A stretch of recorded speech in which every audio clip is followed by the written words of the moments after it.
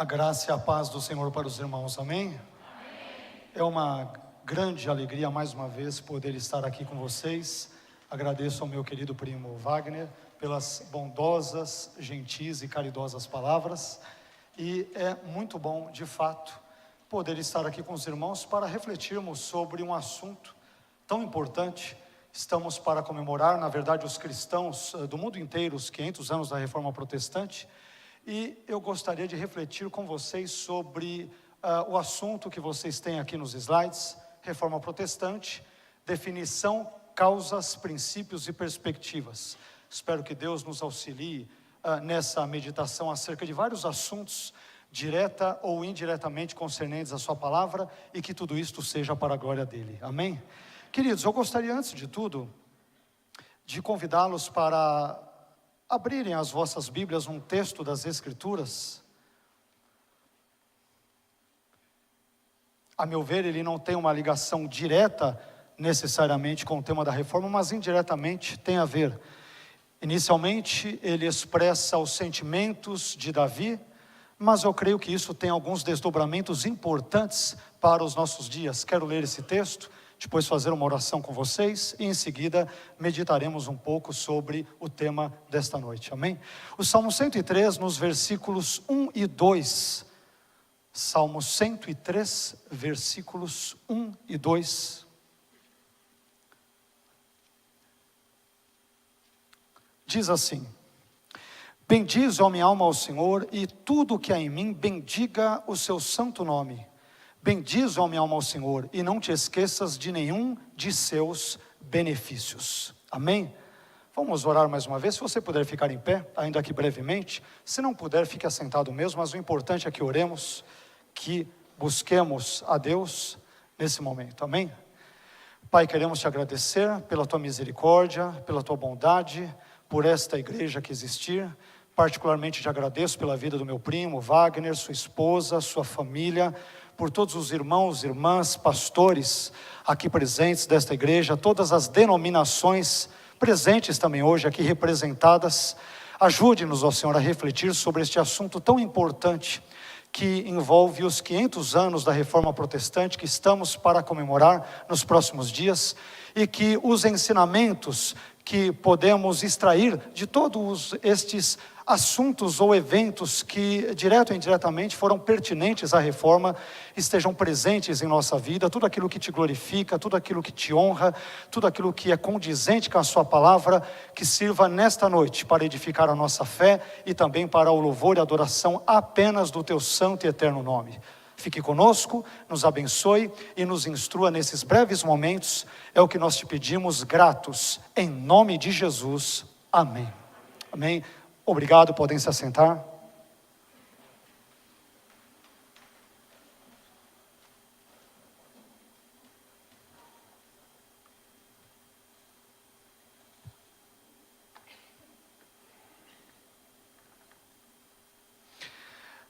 Meus queridos, eu li esse trecho de início, de propósito, porque ele diz no versículo 2, bendize, ó minha alma, ao Senhor, e não te esqueças de nenhum dos seus benefícios.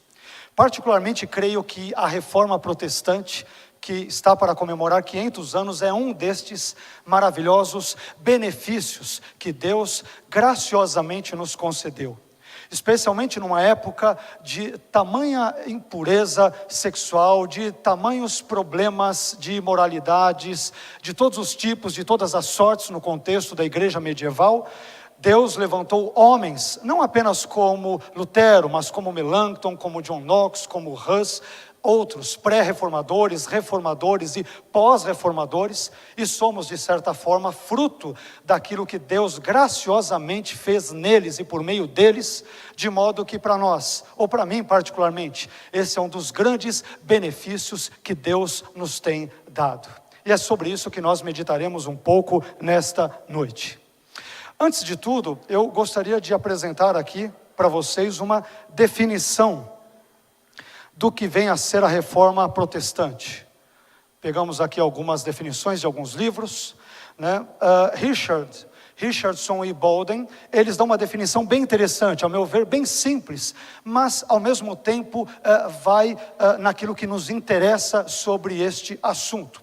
E eles dizem o seguinte, que a reforma do século XVI, no cristianismo ocidental, foi a culminação de incontáveis movimentos em que o descontentamento foi registrado, geralmente com apelo à Escritura, contra crenças e práticas da igreja medieval.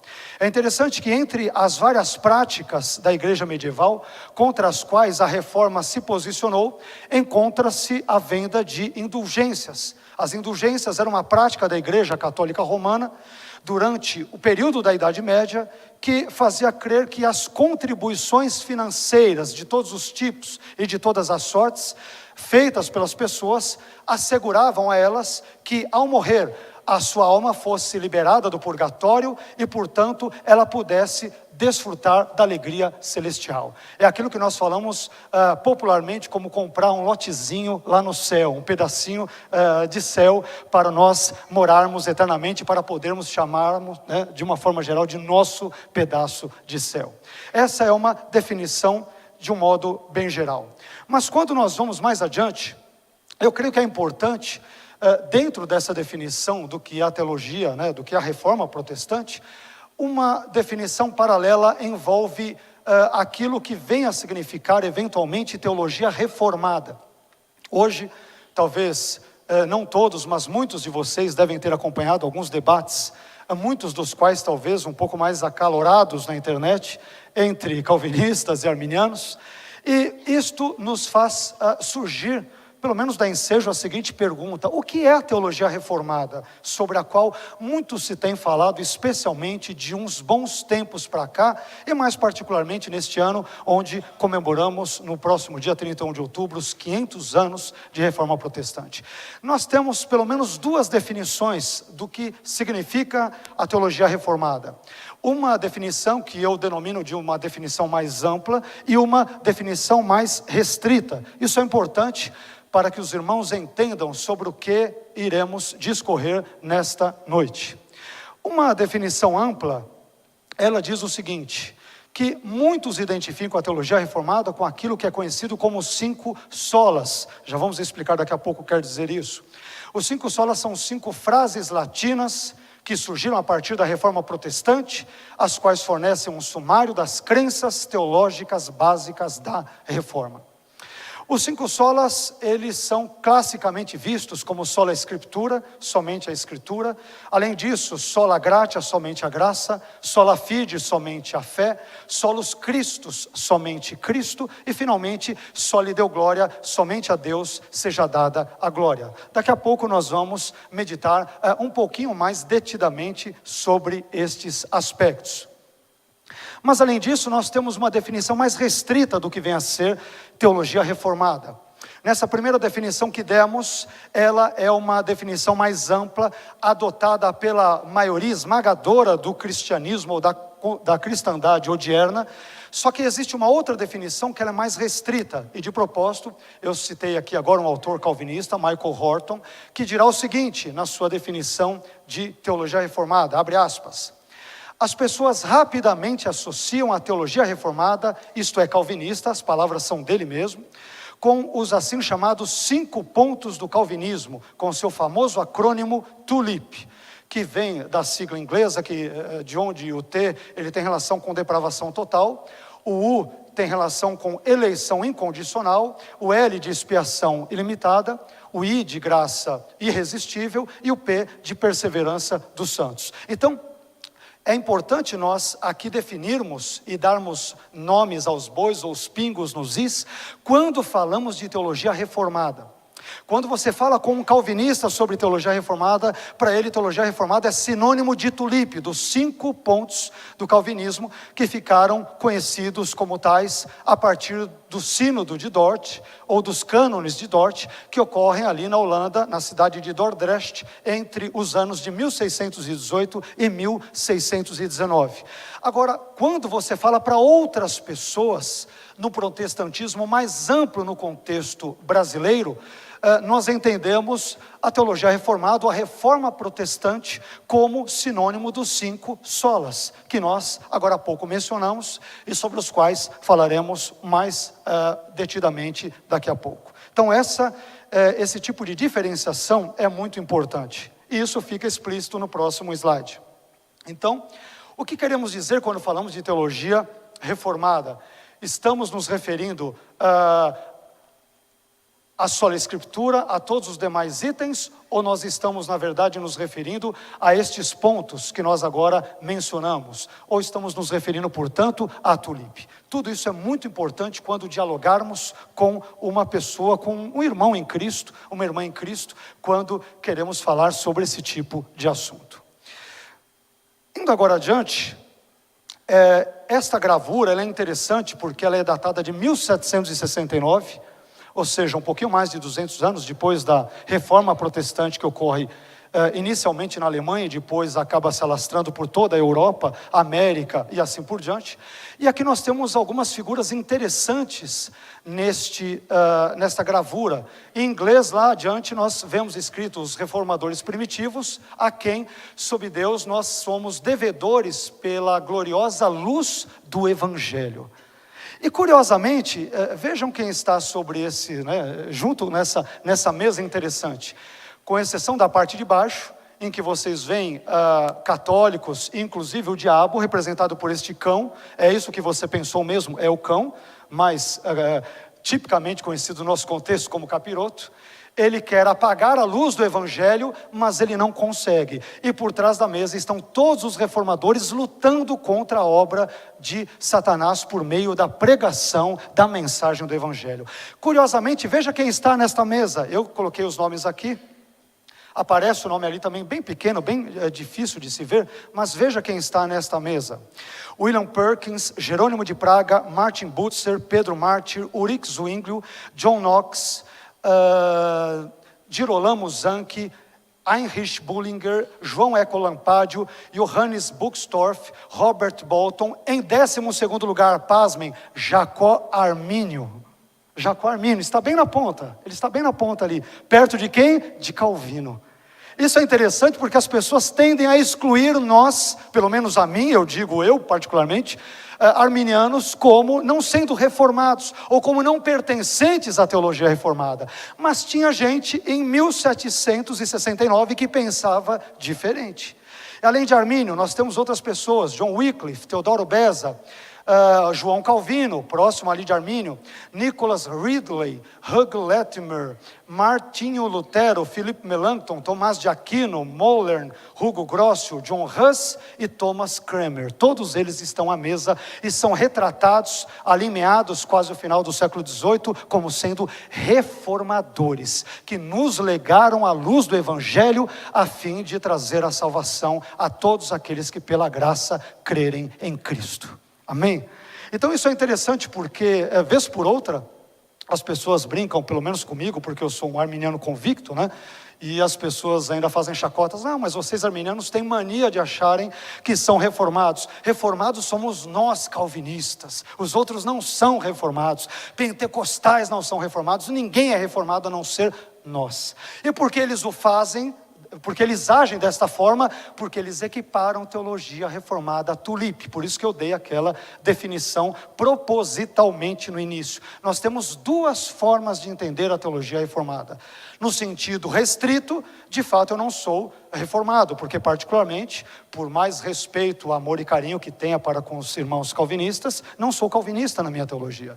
Mas, por outro lado, a partir de uma definição mais abrangente, eu creio que nela se enquadra a maioria esmagadora do protestantismo mundial, ou seja, aqueles que creem nos chamados 5 solas. Agora é importante nós vermos as causas da reforma protestante. Por que a reforma ela ocorreu? Existem várias causas, queremos destacar algumas delas aqui. Primeiramente, nós temos algumas causas sociais. Os valores renascentistas, ou da renascença, ou do renascimento, do humanismo e do secularismo, eles levaram as pessoas a questionar a Igreja Católica.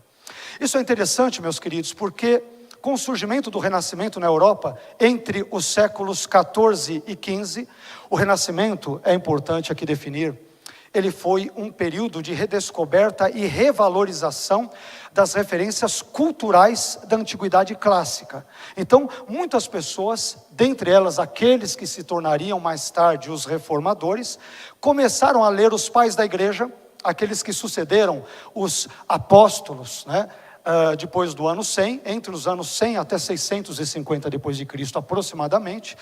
Os reformadores começaram a ler as obras em grego, em latim dos pais da igreja, começaram a ler a obra, o texto, a edição crítica do Novo Testamento grego de 1516, de Erasmo de Roterdã, e lendo todas estas obras, além do texto hebraico do Antigo Testamento e o texto grego do Novo Testamento, como mencionei, e essas pessoas chegaram à conclusão de que o ensino da Bíblia, ele estava diametralmente oposto àquilo que os papas, àquilo que os clérigos e àquilo que a Igreja Católica ensinava, especialmente, por exemplo, no que tange a compra ou a venda de indulgências. Então foi a leitura da Bíblia, foi a leitura dos textos clássicos, comentários sobre as Escrituras que fizeram, entre outras coisas, evidentemente, fizeram com que os reformadores criticassem toda a religiosidade católica e medieval da sua época.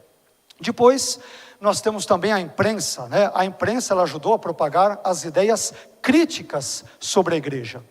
Em 1456, o gráfico alemão Johannes Gutenberg, ele descobriu os caracteres tipográficos móveis que vieram a dar origem à imprensa. Imprensa esta que, por sua vez, ajudou a publicar não somente muitas cópias da Bíblia, mas também muitos escritos de Lutero e de outros reformadores contra os abusos da Igreja Católica. Então, percebam que entre as causas sociais, nós temos muitos elementos, poderíamos citar outros também, que apontam para a razão de a reforma protestante ter ocorrido. Depois nós temos causas políticas. Muitos monarcas poderosos no contexto europeu, eles desafiaram a Igreja Católica como o poder supremo na Europa. É interessante que não somente a Alemanha, mas também outros países europeus começaram a entrar em conflito contra a Igreja Católica, por causa da postura arrogante e ambiciosa de papas como Bonifácio VIII, que vive entre os séculos 13º e 14º, e também pelas atitudes gananciosas e opulentas de outros papas, como Clemente V, por sua vez, que vivia de uma forma muito luxuosa. Então isso começou a ser, evidentemente, muito criticado pelos líderes da época. Depois, muitos líderes também viram o Papa como um governante estrangeiro e desafiaram a sua autoridade. Aqui tem um elemento também interessante. Os líderes dos diversos países europeus, Alemanha, França, Inglaterra, Holanda e tantos outros, eles questionaram, espera um pouquinho, mas por que nós devemos nos submeter a Roma? Por que nós devemos enviar dinheiro para um governante estrangeiro e concentrarmos tudo isso na Itália? Por que nós não temos direito de administrar os nossos próprios bens e por que temos que pagar taxas altas para o Papa ou para todos os papas da época? Então aqui nós temos mais um elemento importante que ajuda-nos pelo menos a entender algumas causas da reforma protestante. Além disso, também temos causas econômicas. Os príncipes e reis dos vários países europeus da época, eles estavam, dizem alguns historiadores, alguns estudiosos, eles estavam com inveja das riquezas da Igreja Católica. Além disso, comerciantes e outros se ressentiram por ter de pagar taxas para a igreja. Vejam que coisa interessante. Então, por um lado, os governantes dos diversos países europeus tinham que enviar dinheiro ao tesouro de Roma. E, por outro, o próprio clero da igreja estava isento de pagar impostos. Então, mais uma vez, os líderes das grandes potências da época, dos países da época, eles questionaram: por que papas, por que os clérigos, por que eles não pagam nada e nós temos que pagar taxas altas e pesadas a eles? E isso cumulativamente contribuiu a fim de que uma insatisfação geral viesse a estar presente no coração dos europeus, especialmente com relação aos mandos, desmandos, ambições, usos e abusos da igreja católica da época, da igreja medieval. Finalmente, nós temos aqui uma quarta causa, que poderíamos denominá-las aqui de causas religiosas. Nessas causas religiosas, nós temos uma questão bem interessante. Primeiramente, alguns líderes da igreja católica, como já havíamos adiantado, eles se tornaram extremamente mundanos e corruptos. Entre o clero, para termos uma ideia, a imoralidade sexual, a prática da simonia, a palavra esta que vem de Simão Mago, lá em Atos 8, que se preocupa em saber como ele pode fazer para comprar o dom do Espírito Santo. Então a simonia envolve o contexto de compra e venda de bênçãos espirituais. O enriquecimento ilícito e a ociosidade entre os sacerdotes católicos eram comuns. Aliás, se vocês lerem, eu creio que seja muito comum este filme, O Nome da Rosa, uma obra que nós podemos encontrar inclusive na internet tranquilamente. Se vocês lerem, tanto o livro escrito por Humberto Eco, que deu ensejo ao filme, bem como assistirem o próprio filme O Nome da Rosa, vocês verificarão como eram as condições espirituais nos castelos, nos mosteiros e nas igrejas do período da Idade Média, do século XIV, que por sua vez antecede a Reforma Protestante. Então nós vemos muitos padres vivendo em bigamia, em regime de concubinato, uma imoralidade sexual muito grande, padres se enriquecendo de uma forma extravagante, e tudo isso foi gerando um clima acentuado de insatisfação por parte tanto dos intelectuais da época, que, como nós mencionamos, com base nos valores do renascentismo ou renascimento, se voltaram contra estas práticas, como do povo comum de uma forma geral. Depois, muitas pessoas acharam inaceitáveis certas práticas da igreja, como a venda de indulgências. Isso é interessante porque em 1517, justamente no ano do contexto em onde Martinho Lutero afixa as 95 teses à porta da igreja do castelo de Wittenberg, na Alemanha, no dia 31 de outubro de 1517, neste mesmo ano, o Papa Leão X, ele comissiona um frade dominicano, chamado Johann Tetzel, para que fosse o cobrador oficial de indulgências, ou seja, de pagamentos feitos à igreja a fim de assegurar a salvação às pessoas.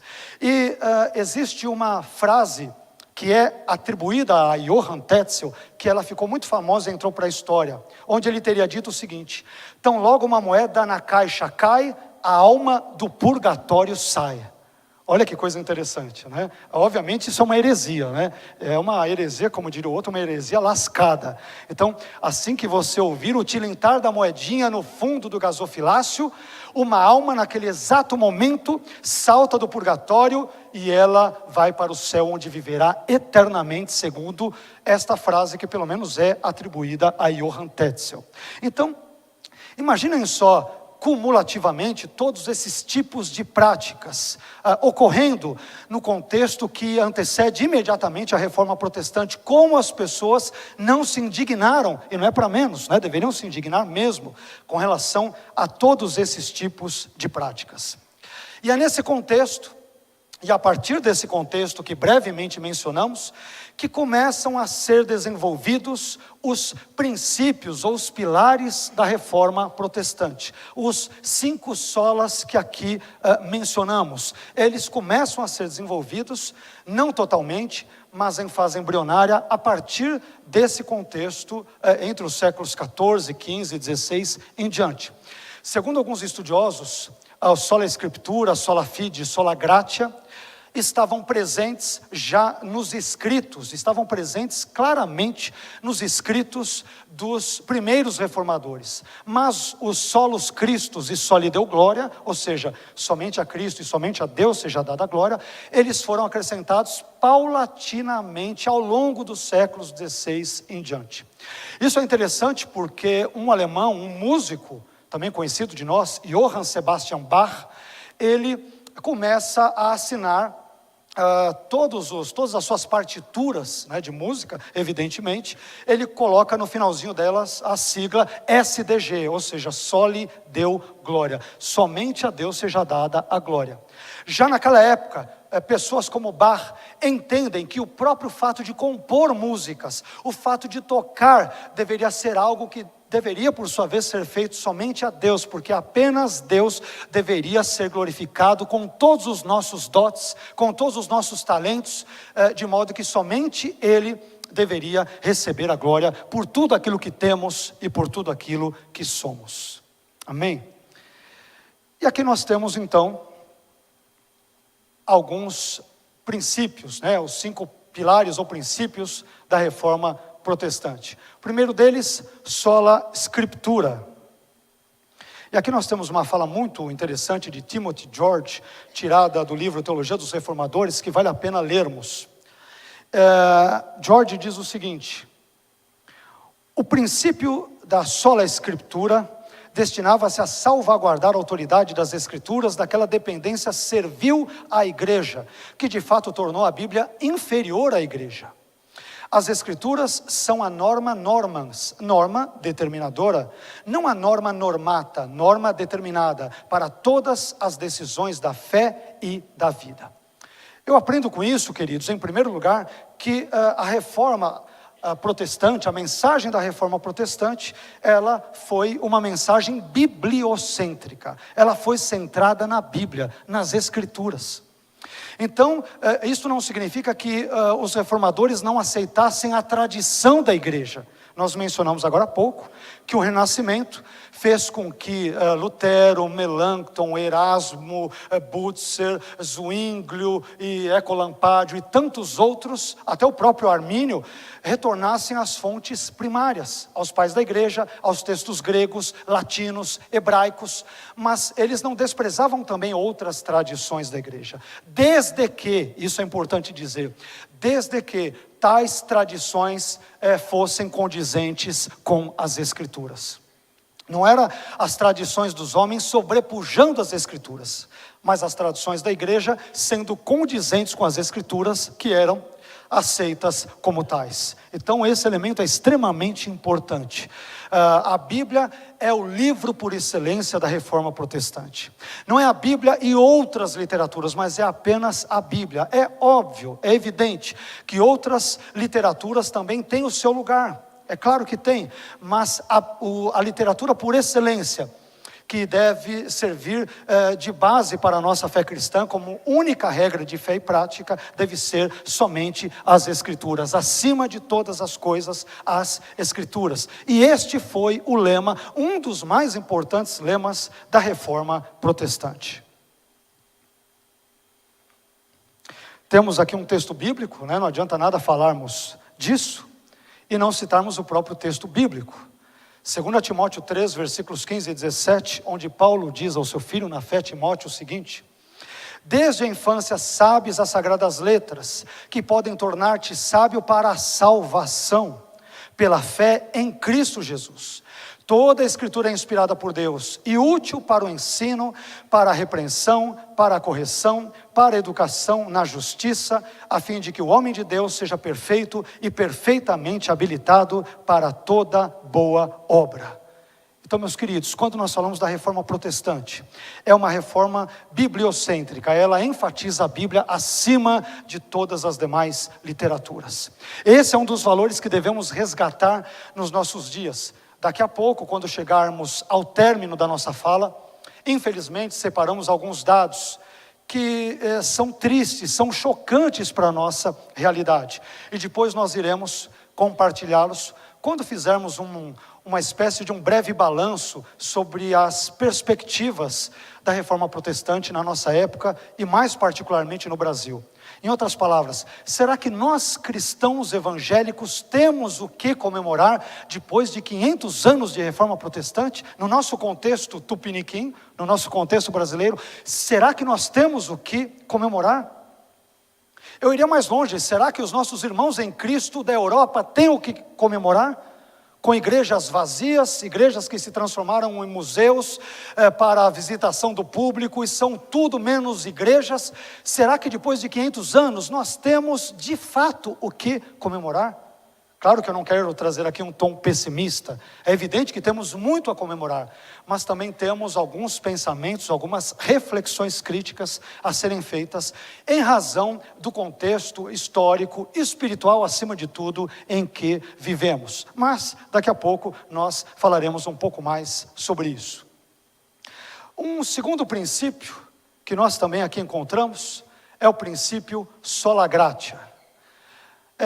Aqui é interessante porque todas as religiões do mundo ensinam algum tipo de salvação pelas obras. Eu não sei se vocês pararam para pensar sobre isso, já leram, se vocês leram algum livro sobre seitas, heresias, sobre outras religiões, mas todas as religiões do mundo, com exceção da religião cristã, do cristianismo, ensinam algum tipo de salvação pelas obras, ou seja, pelo mérito humano, por uma meritocracia humana. Somente o cristianismo é que destoa disso.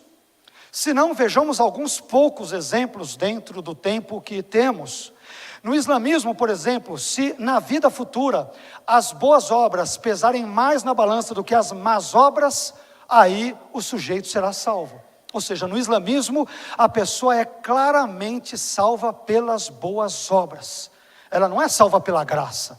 É desconhecido tal conceito como este de graça, como nós, por exemplo, cristãos, evangélicos, protestantes, ensinamos. Então, no islamismo, a salvação se dá pelas obras. E ai de você se no contexto futuro, na balança de Alá, as más obras pesarem mais. Você vai para o inferno. Dependerá de você, exclusivamente de você, ser salvo ou se perder. Quando vamos para o judaísmo, muitos judeus, por exemplo, creem que a obediência à lei é necessária à salvação. Alguns vão mais longe e ainda entendem que os 613 preceitos, as 613 mitzvot, as leis, os mandamentos devem ser cumpridos. E aí eu te pergunto, quem é que vai para o céu? Eu sou o primeiro a estar perdido, não sei vocês, mas eu diria que eu não tenho chance nenhuma. Outros judeus, por sua vez, eles dirão que a salvação se dá pelo aperfeiçoamento da sociedade. Quando uma sociedade melhora, o que implica obras, mais uma vez, é que as pessoas são salvas. Então percebam que o próprio judaísmo ensina uma salvação pelas obras. Quando vamos para o espiritismo, vocês devem saber que o lema central do espiritismo é: fora da caridade não há salvação. Você é salvo quando você pratica gestos de caridade, quando você visita abrigos, quando você auxilia mendigos, pessoas menos favorecidas. E aqui é evidente que nós cristãos devemos fazer todas estas coisas sim, mas também sabemos pelas Escrituras que não somos salvos por nenhuma destas práticas. Somos salvos apenas pela graça. Não depende de nós, daquilo que nós fazemos, depende daquilo que Deus em Cristo fez por nós há cerca de 2000 anos atrás, de modo que somos frutos da graça de Deus e não dos nossos méritos humanos. Esse elemento é importante. Quando olhamos para o catolicismo, a salvação se dá por meio da prática de penitências, rezas, idas às missas, além de várias outras questões, assim como também prática de boas obras. Quando vamos para o bahaísmo, a fé mundial Bahá'í, você descobre que a salvação é alcançada pelo conhecimento e prática dos princípios ensinados por Baha'u'lláh, o principal profeta desta religião. Então, quando você conhece a fé mundial Bahá'í e você a pratica, você adquire a salvação. Olha que coisa interessante. Quando vamos para o budismo, a salvação consiste em duas experiências: a libertação do ciclo de reencarnações, ou seja, o cessar de existir, o nirvana, e, ao mesmo tempo, o cultivo do caráter na vida presente. Em outras palavras, a pessoa busca a salvação dentro de si mesma. Não é uma salvação extrínseca que vem de fora, é uma salvação intrínseca que vem de dentro.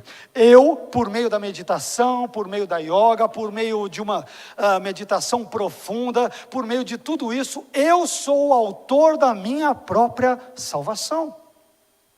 Quando vamos mais adiante e vemos o hinduísmo, a salvação também se dá pela libertação do ciclo de reencarnações, assim como ocorre no budismo, e esta libertação ocorre através de 3 caminhos: o do conhecimento, o das obras e o da devoção.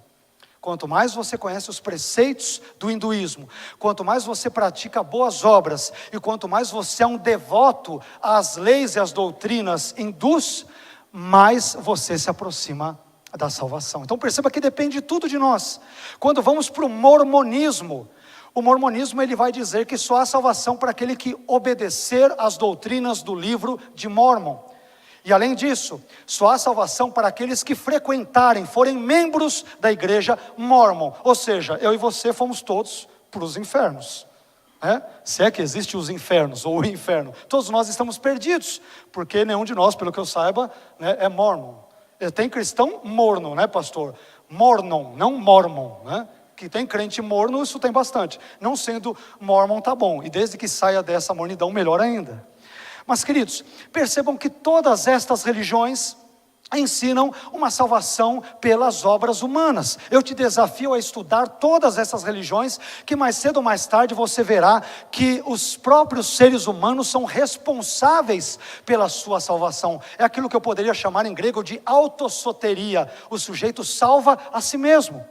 Mas nós desconhecemos tal tipo de excentricidade doutrinária ou teológica, para não dizer heresia, porque aprendemos nas Escrituras que nós somos salvos pela graça mediante a fé, e que nada disso vem de nós, é dom de Deus, não vem das obras humanas para que ninguém se glorie, mas vem das obras de Deus explicitadas há 2000 anos na cruz do Calvário por mim e por você, e é por isso que nós somos salvos. Se somos salvos pelas obras, estas são as obras de Deus, são as obras de Cristo, são as obras do Espírito Santo, mas não as obras de homens. Somos salvos pelas obras da Trindade, do Deus Pai, Filho e Espírito Santo. É por estas obras sim que nós somos salvos, não pelas minhas obras, porque se eu dependesse das minhas obras, eu já estaria irremediavelmente perdido há muito tempo. Na verdade, creio eu que todos nós já estaríamos irremediavelmente perdidos. Segundo James Montgomery Boyce, ele dará uma definição aqui, simples, mas importante. Ele define sola gratia como da seguinte forma: isto ensina que a salvação é pela graça de Deus apenas, sem nenhuma mistura de obras humanas adicionadas a ela. Em outras palavras, a menção dos reformadores, a mensagem dos reformadores, ou melhor dizendo, é caricêntrica, que vem do grego charis, ou seja, ela é centrada na graça. Não é antropocêntrica, é charicêntrica, é obra de Deus, não é obra de homem, de pastor, de denominação, de teologia, é obra do Deus triuno, é obra da Trindade. Isso é a nossa salvação, ela depende totalmente de Deus e não de nós mesmos. Depois nós temos um texto importante que aqui citamos, e que ele é emblemático e que devemos ler. Não adianta falarmos da sola Escritura se nós não citarmos e enaltecermos a própria Escritura. Não quero aqui ser contradizente comigo mesmo. Vejam só o que Paulo diz nesse texto maravilhoso: porque pela graça sois salvos, por meio da fé. Isso não vem de vós, é dom de Deus, não vem das obras para que ninguém se glorie. Aqui é interessante, e permitam-me citar um teólogo americano, George William Knight. Ele explicou a graça de Deus nos seguintes termos. Disse ele: quando uma pessoa trabalha umas 8 horas por dia e recebe um dia de pagamento pelo seu tempo, isso é um salário. Quando uma pessoa compete com o oponente e recebe um troféu, isso é um prêmio. Quando uma pessoa recebe reconhecimento pela sua realização, isso é uma recompensa. Mas quando uma pessoa não é capaz de obter um salário, não pode ganhar nenhum prêmio e não merece nenhuma recompensa e ainda assim recebe tal presente de qualquer maneira, isso é um bom retrato do favor imerecido de Deus. Amém? Nós não merecemos a graça, caso contrário não seria graça, seria uma dívida que Deus teria para conosco. Mas além de Knight, nós temos um escritor, historiador, ensaísta escocês, chamado Thomas Carlyle. E ele deu uma definição de graça que eu acho maravilhosa, e eu a cito muito para os meus alunos no seminário teológico. Gostaria de compartilhá-la com vocês, onde Carlyle diz o seguinte: graça é mais do que favor imerecido. Se você alimenta um mendigo que te chama, isso é um favor imerecido, mas dificilmente é graça. Mas suponha que depois de um mendigo roubá-lo, você então o alimente. Isto seria a graça. Graça então é o favor demonstrado onde há demérito positivo naquele que o recebe. Olha que coisa interessante. Eu amo essa definição de graça. Graça não é simplesmente você dar algo a quem não merece esse algo que você dá, mas é dar algo a alguém que inclusive te ofendeu, te machucou com palavras, com gestos, com obras. Isso é graça. Aliás, cá entre nós, não foi isso que os nossos pecados fizeram com Jesus na cruz? Nós o insultamos com os nossos pecados, nós o vilipendiamos, fomos nós que colocamos aquela coroa de espinhos na sua cabeça, aqueles pregos nas suas mãos e nos seus pés, aquela lança no seu tórax, fomos nós que cuspimos na sua face, e em troca, sabe o que Ele nos deu? Ele estendeu as suas graciosas mãos, proporcionando-nos salvação, para que todo aquele que cresce em Cristo não perecesse, mas tenha a vida eterna. Isso é graça. Eu não tenho nada para dar a Deus a não ser os meus pecados, e o que Ele dá em troca dos meus pecados? Ele me dá salvação, quando pela graça eu creio em Cristo, e permaneço crendo nele até o fim dos meus dias aqui na terra. Isso é graça. Nós não merecíamos, nós fizemos todo o contrário para não merecer, mas Ele graciosamente estendeu as suas mãos. Na cruz Ele disse: Pai, perdoa-lhes porque eles não sabem o que fazem. Esta é a oração da graça àqueles que o ofendiam, àqueles que o agrediam verbalmente e fisicamente. Jesus lhes deu como moeda de troca a sua graça, o seu perdão, o seu amor. Temos muito a aprender sobre a graça nos dias de hoje, onde as pessoas andam tão furiosas a troco de bobagem.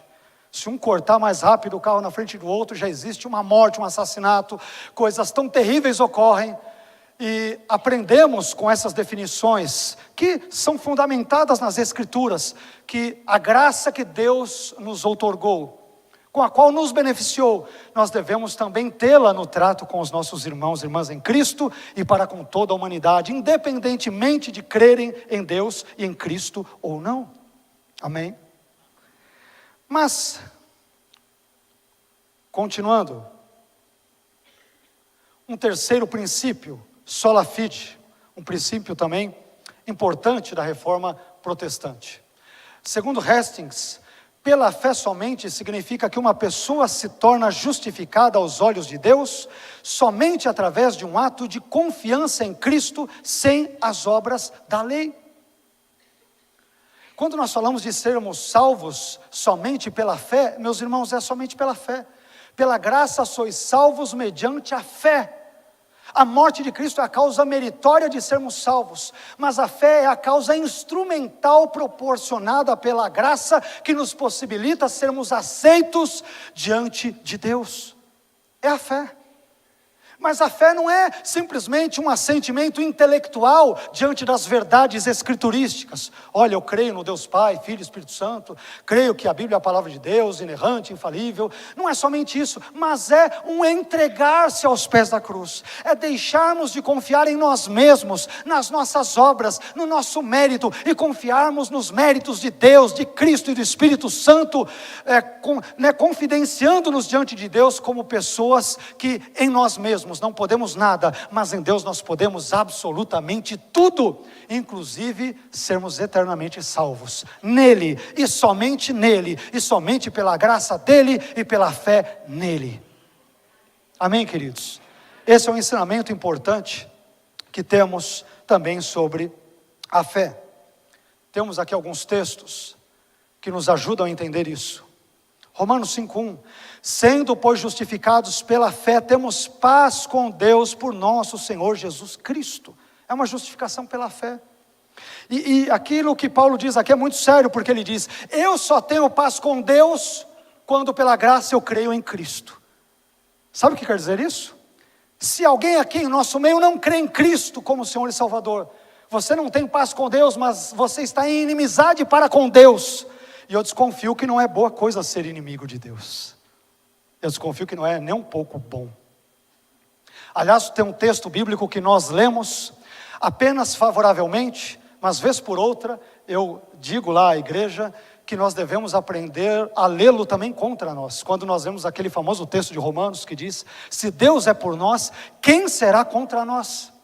Mas deveríamos aprender a lê-lo de forma contrária. Se Deus é contra nós, quem será por nós? Meus queridos, se Deus decidir se irar para comigo e para com você, porque vivemos em pecado e não nos estribamos, não confiamos no sacrifício de Cristo por nós, nós estamos miseravelmente, irremediavelmente perdidos. Porque se Ele for contra mim, quem será a meu favor? Mas nós só podemos estabelecer paz, ou podemos ter essa paz com Deus, por meio daquilo que Jesus fez por nós na cruz do Calvário. Gálatas 2,16 diz, sabendo que o homem não é justificado pelas obras da lei, mas pela fé em Jesus Cristo. Temos também crido em Jesus Cristo para sermos justificados pela fé em Cristo. E não pelas obras da lei, porquanto pelas obras da lei nenhuma carne será justificada. Vocês viram que eu falei dessas religiões agora? Todas elas ensinam salvação pelas obras, pela obediência à lei. E Paulo nos diz, eu não serei salvo por isso, nenhum de nós é salvo por isso. Nós somos salvos apenas pela graça de Deus. Apenas pela sua graça maravilhosa, gloriosa, a nós estendida de uma forma misericordiosa. É por isso que nós somos salvos, e é somente por meio de Deus que podemos de fato morar um dia eternamente no céu e sermos transformados por Ele e para a sua glória. Em quarto lugar, um outro princípio, solos Christus. Vejamos o que Stone e Berkouwer nos dizem sobre este princípio. Segundo Stone, solos Christus significa que Cristo é o único mediador entre Deus e os homens. E Berkouwer, fazendo coro ao seu irmão, diz, o solo Cristo excluiu qualquer outro mediador. Eu aprendo em terceiro lugar que a mensagem dos reformadores, ela é cristocêntrica. É cristocêntrica, ela é centrada em Cristo. Não é Cristo e a Aparecida. Não é pede à mãe, o filho dá, pede ao filho. É o filho quem nos conduz ao Pai. Não é Maomé, não é Siddhartha Gautama, não é Buda, não é ninguém, mas o único que nos conduz ao Pai é Jesus, porque Ele é o caminho, a verdade e a vida, e ninguém vem ao Pai senão por meio do Filho.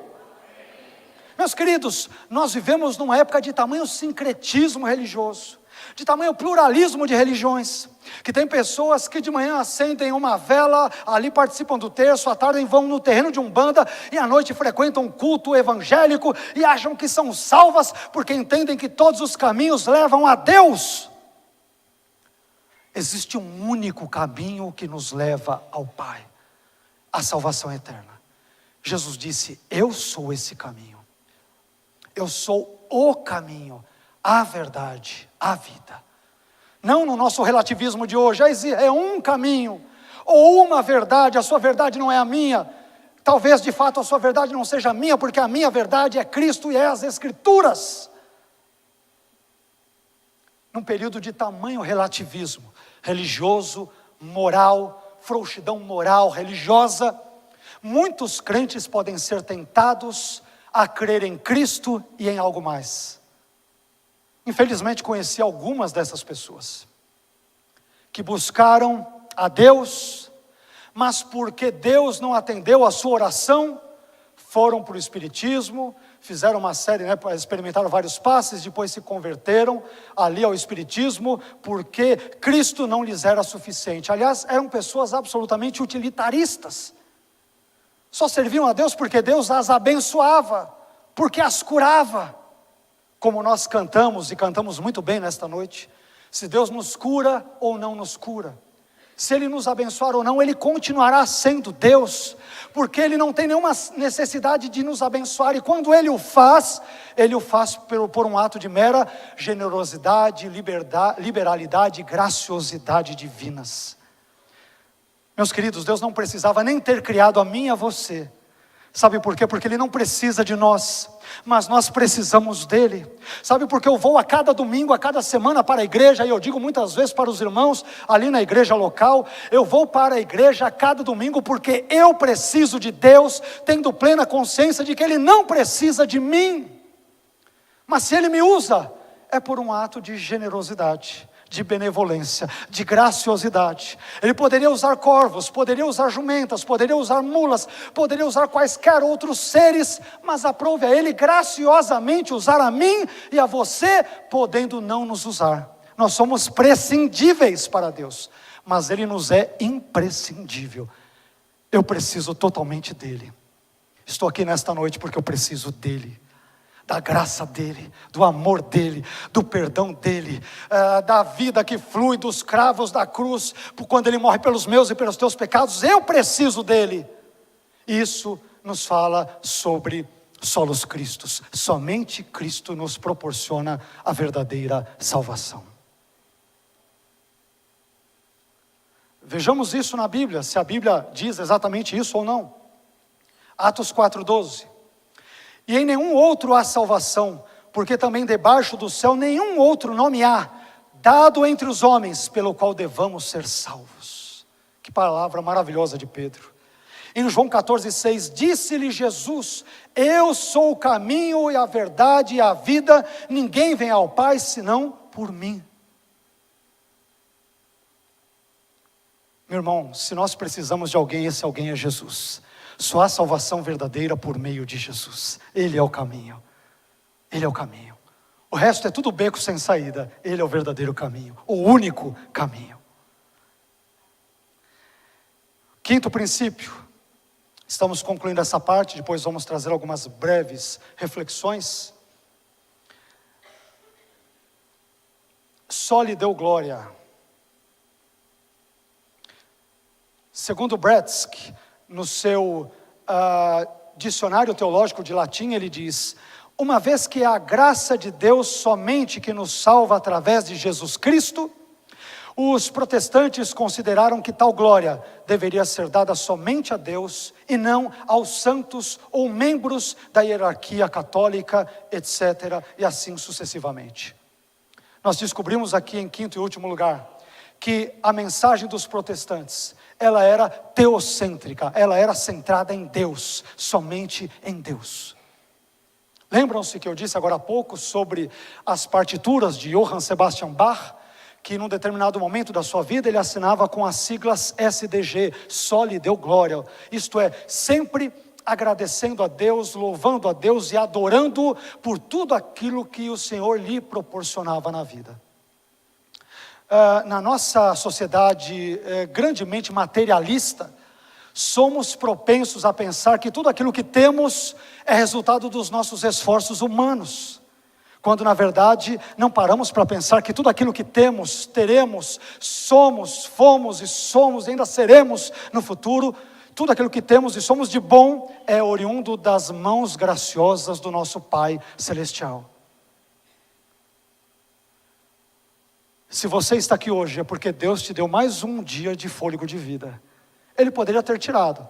Você poderia ter comido, poderia ter tomado todos os seus remédios, poderia ter feito o que você quisesse, mas se Deus resolver soberanamente tirar o ar do meu e dos teus pulmões, cairemos aqui como um saco de batatas.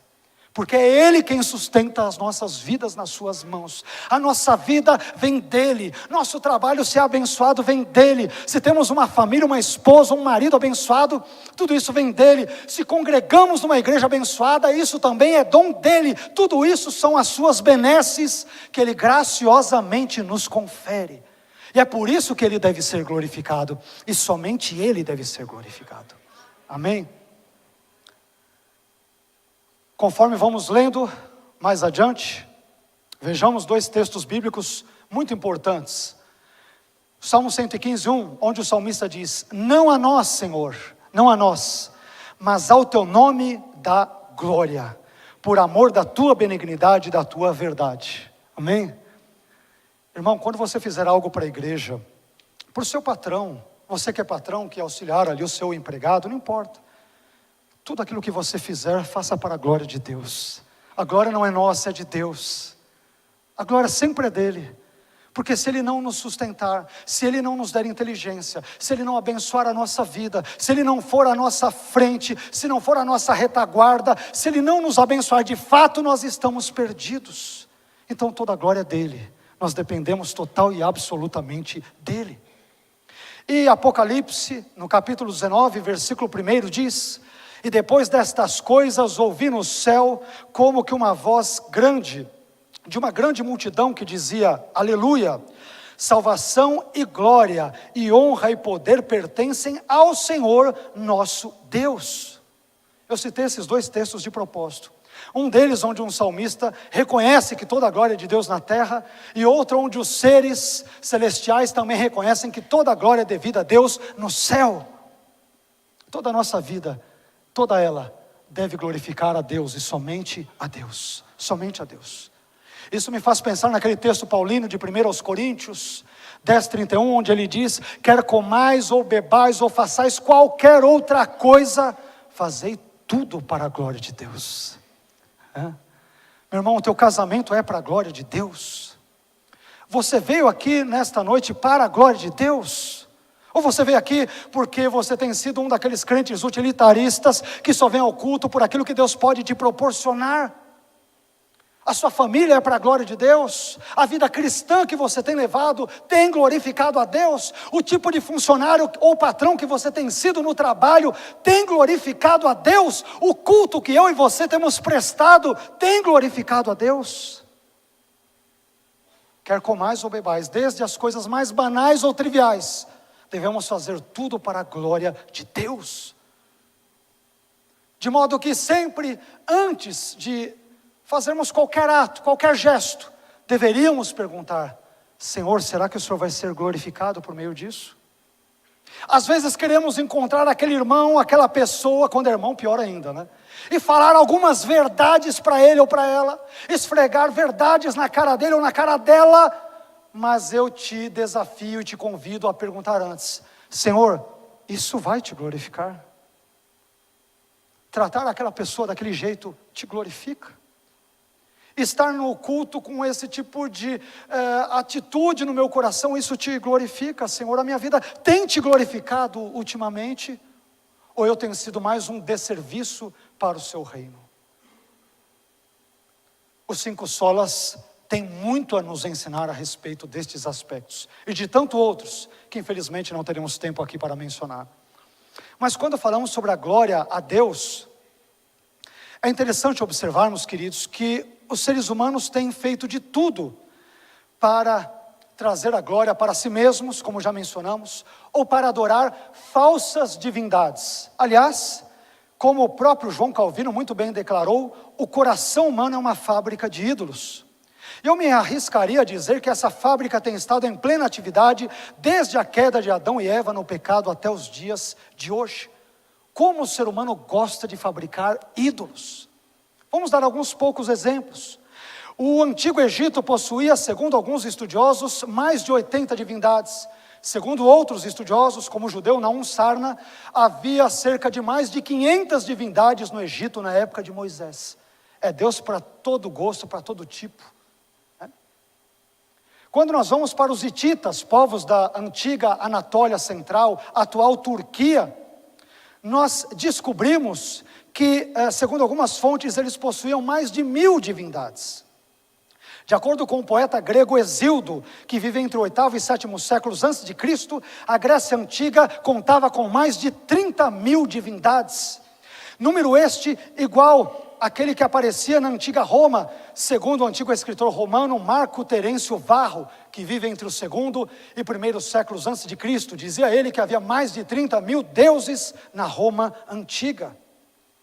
Segundo as civilizações pré-colombianas, os maias, astecas e incas tinham mais de 1000 deuses na sua religião. Vejam que coisa interessante. Então esse princípio protestante só lhe deu glória, ele vai na contramão de certas práticas presentes na sociedade contemporânea, como a angelolatria. Muitas igrejas aí adorando anjos, daqui a pouco vamos falar um pouco mais sobre isso, né? Algo que não tem nada a ver com os princípios protestantes. Outros seguindo a antropolatria, adorando a homens. Outros seguindo até a bibliolatria, adorando a livros sagrados, ou até a própria Bíblia, em vez de adorarem ao Deus da Bíblia. Crentes que abrem as suas Bíblias também no Salmo 91, no Salmo 23, para Deus dar uma arejada, para dar uma purificada no ambiente, mas não lê a Bíblia uma vez no ano. Daqui a pouco vamos falar sobre isso também. Meu irmão, quem repreende o mal, o demônio, ou seja lá o que for, somente Deus pode fazer isso pela sua graça, pelo seu poder, pela sua soberania. Amém? Mas além de bibliólatras, temos também eclesiólatras ou denominaciólatras, pessoas que adoram as suas denominações. Eu sei que você deve amar a sua denominação, ame mesmo a sua denominação, o seu pastor, mas adore somente a Deus, porque Ele é Senhor sobre a sua denominação. Pessoas que são ególatras, adoram eu. Isso é o que mais tem nos dias de hoje, né? Como diria aquela música, aquele refrão do Traje a Rigor: eu me amo, eu não posso mais viver sem mim. É bom que você goste de você, mas não que você venha cometer uma egolatria. Pessoas que cometem uma hagiolatria, uma adoração a santos. Martim Lutero foi um santo, Calvino, Ecolampádio, Armínio foram miseráveis pecadores como eu e você. Se você duvida, leia a vida deles, leia a biografia desses homens de Deus, que antes de serem homens de Deus eram homens, e como tais eram pecadores, mas que foram tremendamente usados por Deus pela sua graça e pela sua misericórdia. Mas queridos, depois disso tudo que nós aqui dissemos, quero meditar com vocês sobre algumas perspectivas sobre a reforma protestante. Separei apenas 4 cenários, e é com eles que eu quero agora encerrar a nossa fala, agradecendo-os de antemão já pela gentileza do empréstimo dos vossos ouvidos e olhos para essa nossa breve fala nesta noite. Depois de tudo aquilo que nós citamos, que tipo de balanços ou perspectivas podemos ter sobre a reforma protestante, ou os resultados da reforma protestante, no nosso contexto eclesiológico brasileiro? Isso é muito importante, porque não adianta nós refletirmos sobre o que ocorreu na Alemanha de Lutero, na Inglaterra de John Wesley, na Holanda de Armínio. É importante sabermos o que ocorre na igreja do contexto brasileiro atual em que eu e você estamos inseridos. Será que os valores da reforma, boa parte dos quais citamos, tem de fato estado presente no nosso contexto ou não? É o que nós veremos agora nos próximos slides. Primeiro deles, a pergunta que eu fiz aqui, fiz várias perguntas nesse contexto. A primeira delas é: somos muitos aqui no Brasil, sim, mas eu te pergunto, e daí? Que tipo de mudança isso tem gerado? Eu digo, somos muitos evangélicos, ou pelo menos evangélicos nominais na nossa pátria.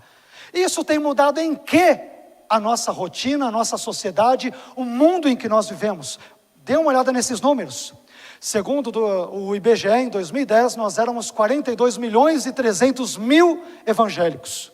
Hoje somos aproximadamente 46 milhões. Alguns mais otimistas dizem 48 ou 50 milhões. Os números são desencontrados e ainda não foram fechados. Segundo a CEPAL Pesquisas, Em 2022, seremos 106 milhões de evangélicos no Brasil. Sabe quantas igrejas estima-se que haverá daqui a 5 anos, em 2022? 575 mil igrejas. Sujeito, até o diabo, só não se converte se não quiser. É tanta igreja que o diabo e os demoninhos, eu não sei por que não se convertem. Agora, olha o que é triste no quadro que nós colocamos ali abaixo. Em 2016, segundo o Fórum Econômico Mundial, o Brasil ele foi visto como o 4º país mais corrupto do mundo. Hoje melhoramos, estamos em 79º lugar. De quase 190 países, quer dizer, ainda estamos ali na metade para baixo. Mas há um ano atrás, éramos o 4º país mais corrupto do mundo. Eu estive tempos atrás pregando numa igreja em São Gonçalo, no Rio de Janeiro, ali para os lados de Niterói. E conversando com o pastor da igreja local, uma Assembleia de Deus, ele conversamos e ele me disse coisas, e eu fiquei ali estarrecido, e ele falou com lágrimas nos olhos. Ele falou: pastor, eu não entendo uma coisa. E eu falei: pois não, pastor, se abre aí, vamos conversar. Ele me chamou no canto lá, conversamos, ele falou: aqui em São Gonçalo é conhecida como a cidade que mais tem evangélicos por metro quadrado do Brasil. Ele falou: mas os índices de corrupção, de crimes, aqui no batalhão da polícia, e nós fomos lá, tanques de guerra na rua, perto do Museu de Arte Contemporânea e tudo. Ele falou: um dos maiores índices de corrupção e de moralidade do país todo está aqui, na nossa cidade, onde tem, coincidentemente, o maior número de evangélicos. E eu pergunto: que mudança há numa cidade que é composta majoritariamente de evangélicos? Parece-me que nós não temos visto essa mudança no nosso contexto. Somos muitos, repito a pergunta, mas, me perdoem, eu digo: e daí? Somos quase 50 milhões, mas o que esses quase 50 milhões, se é que são de fato de evangélicos, reais ou nominais, mas o que eles têm feito para mudar a história do nosso país? O que a reforma protestante repercutiu ao longo de 500 anos na minha, na sua vida, na história da nossa igreja contemporânea brasileira? Parece-me que muito pouca coisa. Temos uma enorme bancada evangélica com grandes aspas no Congresso Nacional. O que eles têm feito? O que eles têm feito? Eu sei que ali tem homens de Deus, ali como Magno Malta e outros. É claro, eu não estou generalizando, não é isso. Mas temos uma bancada grande e cadê mudanças de leis que beneficiem a população em geral? Reformas políticas, sociais, onde está isso? Mas somos e nos ufanamos de sermos quase 50 milhões. E seremos quase 110 milhões em 2022. Oh, que coisa maravilhosa! E o que isso tem tido de resultados concretos na vida das pessoas? Parece-me que nós não temos sido sal da terra e luz do mundo. Temos sido insípidos. Não temos salgado a vida das pessoas, tornando-as sedentas suficientemente para quererem beber da água viva que é Cristo. Parece que somos insípidos demais. Muito insípidos. Quando vamos para outro dado, temos muitas Bíblias também, mas eu te perguntaria: e daí? Tempos atrás eu estava olhando, eu sou simplesmente um apaixonado por Bíblias, né? Amo livros em geral, mas especialmente a Bíblia, todos os tipos, de todas as versões. E quando você vai na livraria, você vê que tem a Bíblia da vovó. Olha que coisa maravilhosa, né? É para todo mundo. Que mais? Tem a Bíblia do surfista, tem a Bíblia teen, tem a Bíblia da mulher, tem a Bíblia do homem. Tem a Bíblia de batalha espiritual, tem a Bíblia da ajuda financeira, tem a Bíblia pentecostal, tem a Bíblia não pentecostal. Você tem todo tipo de Bíblia. Deveríamos nos alegrar por isso, ou não? Enquanto muitos na Coreia do Norte, em vários outros países ao redor do mundo, têm apenas pequenos esboços do que é o Evangelho. Mas vejam só esses números.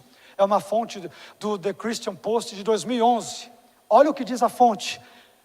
50,68% dos pastores e líderes brasileiros nunca leram a Bíblia inteira. É uma pesquisa fresquinha de 6 anos atrás. E se fosse membros, já me chocaria, mas menos. É membro, tem um irmãozinho que às vezes não lê mesmo, está numa situação, a correria, atrás de emprego, de N situações, se é que isso justifique, né? Mas mais da metade dos pastores nunca leram a Bíblia inteira, de Gênesis a Apocalipse. E somos quase 50 milhões de evangélicos, que maravilha! Somos o povo do sola escritura, e os próprios líderes não leem a escritura. Irmãos, isso é trágico, isso é triste, isso é medonho, isso é catastrófico. É por isso que vemos igrejas ensinando tantas bobagens, tantas besteiras, tantas mandingas, tantas superstições, tantos misticismos, tanta magia misturada na pregação e nas práticas de muitas igrejas, de muitos irmãos, ou talvez irmãos entre aspas por aí. Eu digo com todo respeito e tristeza no coração. E essa ausência do sola escritura, ela reflete nos 2 próximos slides, infelizmente. Olha o que nós temos. Temos fé, mas e daí? Temos também a sessão espiritual com a rosa ungida. Eu sei que você vai falar, mas pastor, isso representa uma parte daquilo que alguns creem que é a igreja. Eu sei, mas a questão é que tem muitas igrejas chamadas de verdadeiras que têm imitado esse pessoal. Olha lá, temos um sabonetinho do descarrego completo. Olha lá, o sabonetinho, olha o nome do sabonetinho, sangue do cordeiro, né? Olha lá embaixo, os 3 sábados da troca dos anjos. Lembra que eu falei que voltaria aos anjos? Uma igreja X, dizendo que se tudo está errado, quer dizer, ela disse isso um tempo atrás, né? Mas está na internet para quem quiser pesquisar. Uma igreja X dizendo que se na sua vida tudo está dando errado, é porque você tem que fazer a oração da troca do anjo. O teu anjo, pode ser que não seja um Stallone, ele seja um anjo mais capenga, não frequentou a academia, não fez uma boa ginástica, então você ora para que Deus troque o anjo capenga por um anjo mais robusto, um anjo Schwarzenegger. Por fim, temos um pastor ali, isso saiu na mídia, aprisionando o demônio dentro da garrafa. Eu já ouvi falar de engarrafamento no trânsito, mas engarrafamento do capiroto é a primeira vez, né? O pastor orando para engarrafar o capiroto na garrafa. Sabe o que é isso? Falta de sola escritura. É gente que, se você perguntar, nunca leu a Bíblia, ou leu muito mal. Não leu a Bíblia direito. Não se esqueçam daquilo que nós mencionamos do dado agora, 50,68% de pastores e líderes, não é do povo não. Os líderes não estão lendo a Bíblia. Eu imagino uma desgraça, me perdoem, o que deve estar então entre o povo. Não, pastor, eu tenho lido bastante esse ano, super interessante, a Isto É, a Veja, né? Isso é maravilhoso, mas meu irmão, leia a Bíblia também. Leia a Bíblia acima de tudo, para que nós não possamos ser levados para lá e para cá por todo e qualquer vento de doutrina, e não ensinarmos essas besteiras que temos visto aí em algumas igrejas, ou pretensas, supostas, hipotéticas igrejas. Isso é muito triste, isso é muito triste. Finalmente, é com esse slide que eu quero terminar. Temos dinheiro, mas e daí? A igreja evangélica brasileira é rica, pelo menos eu diria de dinheiro. Será que é na mesma proporção espiritualmente rica? Bem, quanto a isso eu tenho minhas dúvidas. Temos a igreja vendendo tijolinho ungido com R$200, né? Pois o sujeito não constrói a própria casa dele para comprar o tijolinho ungido, não sabe por quê, né? Pegar, dar uma tijolada no sujeito com isso aí, né? Igrejas preocupadas com cartão de crédito, outras igrejas vendendo uma mezuzá gospel, que é um amuleto judaico. Isso envolve a judaização da igreja pelos míseros R$500. Sabe o que é a mezuzá? A mezuzá é um rolo que contém trechos da Torá, de Deuteronômio e de outros textos, e que os judeus místicos, quando entram em casa, fica no batente da porta, ele coloca a mão, esfrega, e ele pede a proteção e purificação da sua casa, inclusive o afastamento de demônios. É um elemento místico, mágico. Tem igreja, tempos atrás, vendendo mezuzá pela quantia módica de R$500, para abençoar o lar do povo de Deus. Meu irmão, quem guarda a tua casa é o Senhor. Se o Senhor não guardar a cidade, em vão coloque a mezuzá. Para quê? Bíblia de R$900, meinha R$153. Pois é, está ali. Isso é muito triste. Nos dias atuais, queridos, as vendas de indulgências, elas têm persistido, mas com outros nomes, com outras embalagens, com outros rótulos, mas com praticamente o mesmo conteúdo. Em nossos dias, assim como nos dias que antecederam a reforma, muitas pessoas têm comercializado a fé cristã.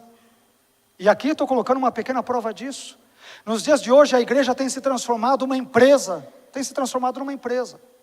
O evangelho, ele tem se tornado uma mercadoria. O púlpito, ele tem se transformado numa mesa de negócios. O pastor, ele tem se transformado num comerciante da fé. E muitos crentes têm se tornado clientes, meros consumidores dos produtos gospel oferecido por tais igrejas. Infelizmente é isso que nós temos. Muitos de nós, sem generalizações, é claro, mas muitas de nossas igrejas têm se tornado isso. 500 anos de reforma protestante. Iremos completar agora no próximo dia 31 de outubro de 2017, com base retroativamente ao 31 de outubro de 1517. Será que temos o que comemorar? Como eu disse no início da minha fala, e quero concluir com isso, o berço da reforma protestante, a Europa, as igrejas estão vazias. Igrejas históricas vazias. Se transformaram em museus, em cabarés, em boates, em quaisquer outras coisas, mas não lugares onde a pregação do evangelho seja feita. Será que nós temos o que comemorar? Os lugares por onde Lutero, Calvino, Ecolampádio, Butzer, Armínio, todos eles passaram. Holanda hoje um país, um dos índices dos maiores índices de ateísmo está na Holanda, na França, na Alemanha. Países estes que foram berço da reforma protestante. A reforma nos legou boas coisas? Claro que sim. A ideia de que somos salvos apenas pela graça, não pelas indulgências, não por pagamentos ao papado, à igreja católica, somos salvos pela graça. Claro que nos legou coisas boas. Devemos nos agarrar apenas às escrituras. Claro que isso é maravilhoso. Temos legados muito bons da reforma. Mas será que nós temos buscado colocá-los em prática na nossa vida cristã diária ou não? Essa é a pergunta que eu deixo para os irmãos. Que Deus nos abençoe. Que Deus tenha misericórdia da igreja dele no Brasil e em cada um dos cantos deste mundo. E que possamos servir a Deus para a sua glória, sabendo que somos salvos somente pela graça, somente pela fé, crendo somente em Cristo, conforme revelado somente na Escritura, e que tudo isso ocorra somente para a glória de Deus, hoje e para todos sempre. Amém. Amém? Vamos ficar em pé? Se vocês me permitem, eu quero fazer uma oração.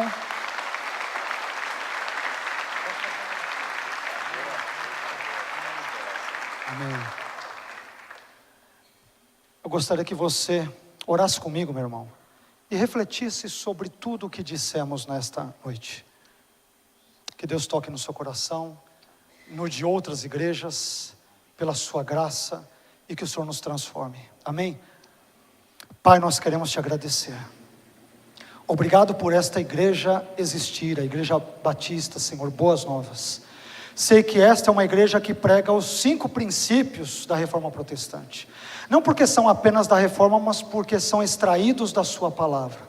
Abençoe, Senhor, meu primo, o pastor Wagner, os demais pastores desta igreja, diáconos, toda a liderança, todos os membros, para que, Senhor, esta igreja jamais seja levada para lá e para cá por qualquer vento estranho de doutrina que não seja a sã doutrina.